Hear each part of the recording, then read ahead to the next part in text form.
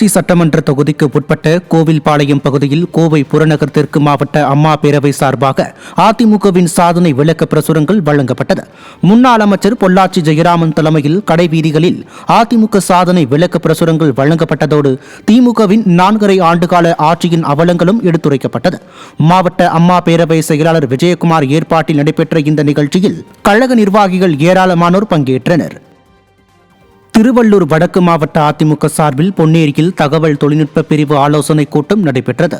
திருவள்ளூர் வடக்கு மாவட்ட கழக செயலாளரும் பொன்னேரி முன்னாள் சட்டப்பேரவை உறுப்பினருமான சிறுனியம் பலராமன் தலைமையில் நடைபெற்ற இந்த கூட்டத்தில் சிறப்பு அழைப்பாளராக சென்னை மண்டல தகவல் தொழில்நுட்ப பிரிவு செயலாளரும் பூத் கமிட்டி பொறுப்பாளருமான வினோத்குமார் பங்கேற்று சிறப்புரையாற்றினார். முன்னாள் சட்டமன்ற உறுப்பினர்கள் பொன்ராஜா மற்றும் விஜயகுமார் உள்பட தகவல் தொழில்நுட்ப பிரிவு நிர்வாகிகள் பலர் இதில் பங்கேற்றனர்.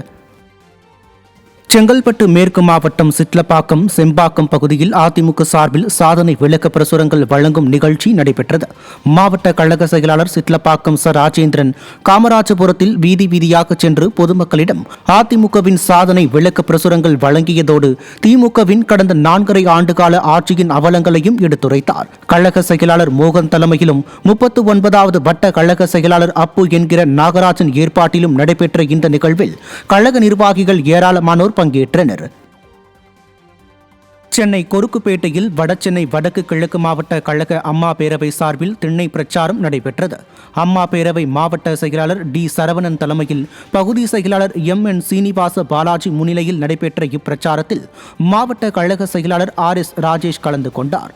இதில் அதிமுக ஆட்சியில் நிறைவேற்றப்பட்ட சாதனைகள் மற்றும் திமுக ஆட்சியின் அவலங்கள் குறித்தும் விளக்க உரை பிரசுரம் மூலம் மக்களுக்கு எடுத்துரைக்கப்பட்டது.